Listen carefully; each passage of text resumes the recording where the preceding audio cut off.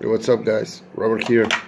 Uh, Today I have a very interesting thing that I want to show you.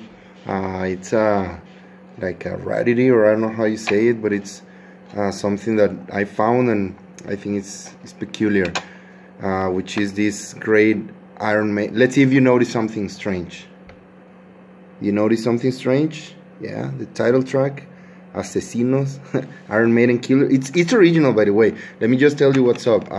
Here in Mexico, when I guess during the 80s, I don't know if 90s, mid 90s, when music was started to be imported, there was this record company that was called EMI. What they did is that they imported all the records, but they imported them and translated to Spanish. So you have Iron Maiden Killers, which is Asesinos, and cool or funny thing is let me show you the title of the songs. They were also you cannot see them, translated to Spanish. So for example, you have, well, you cannot see them, whatever, I'm gonna read them for you.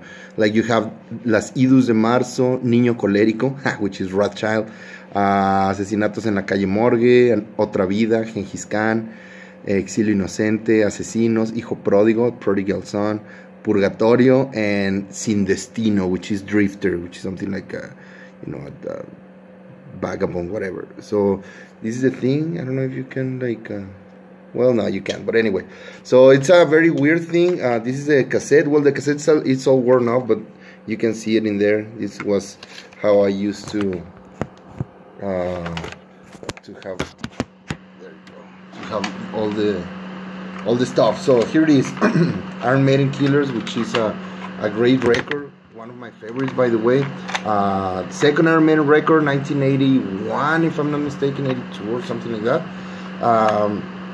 Very good song, very good album, very raw. It has like a sound that they, in my opinion, they never achieved this sound. The first Iron Maiden record, Iron Maiden, it's also nice. I mean, I like it very much. Of course, I will do like a review, but it's very, I don't know, it's very happy. It feels different. This one is a little bit more raw, or more punkish. I don't know how you would say it. It's heavier than the first one, maybe because this is the first album with Dave Murray, with Adrian Smith. Dennis Stratton was the guitar player in the first album and is no longer here, so maybe that influenced something, I don't know. But this one, for me, it's a very, very good album, especially Paul Di'Anno's vocals in this one are on point. It was his last album, poor Di'Anno, but well, you know what came after, The Number of the Beast, it's awesome too. But well, as I was telling you, it has pretty cool songs. It has two instrumentals, which, well, one of them is more like an intro, which is the Ides of March, precisely. It's like a minute and a half, a minute and almost 2 minutes, I guess, and it's good. It has like this building up, I don't know, up to Rothschild, which is the second track, which has this immediately you feel this punkish vibe, this thing that is driving you, is taking you. So and Rothschild has become it's not that common that they play it live, but it's part of their normal or it's part of what they play usually. Even though I like it with Bruce, I think Paul Di'Anno had this. All this album was made for Paul Di'Anno. I think that's one of the cool things that Maiden has, that they build their music around their vocalist, which happened also with Blaze Bayley. I think I'm one of those guys that like Blaze Bayley's era. I really like it. I think they made very good songs, because Maiden played according to the vocalists. That's why it was difficult for Blaze Bayley to sing the Bruce songs, as it is difficult for Bruce to sing Blaze Bayley songs and Paul Di'Anno songs. He sings them like awesomely, but they are unique. So anyway, so Rothschild, in my opinion, sounds way better with Paul Di'Anno than with Bruce Dickinson. But well, I mean, it's great either way. And then you have Motors in the Rumor, which it's a very nice song. It builds up. It starts like slowly, but then it hits you. The next song, Another Life, honestly, is I have years that I haven't heard it. I don't even remember it.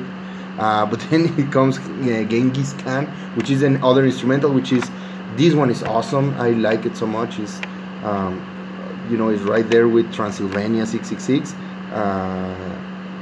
Nice song. It has this guitar duet that Maiden has this like characteristic, like one solo, another. So it's pretty cool. I think that Adrian Smith started to show what he was made of, or what he was capable of doing. Then you have another song, which is the last one on side A or side 1, if you remember cassettes. I'm drinking a beer. Then you have Innocent Exile, which again, I don't even remember that song. I mean, I guess it's good.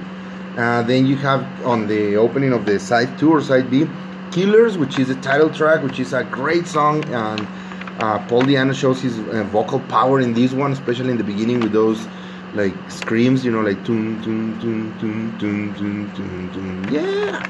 So awesome. Don't miss it. I mean, it has like this catchy chorus. Then you have Prodigal Song, which again I don't even remember. And then my personal favorite of this album, I would say along with Killers, but my personal favorite, and one of those Maiden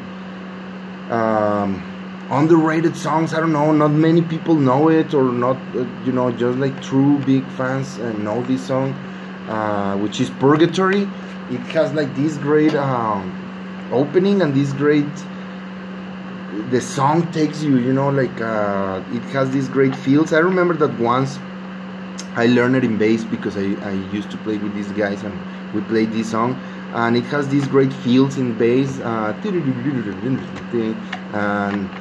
it's just very fun to play, but at the same time it's very punkish, very fast, very to the point, which I enjoyed. And so check it out if you haven't, or if you're just getting into Maiden, or you're just like, I don't know, you could be like a Gears fan or whatever. Check Purgatory, really, you won't be disappointed. It's a great song. Then you have Twilight Zone, which always reminds me of the series Twilight Zone, of which I am a huge fan.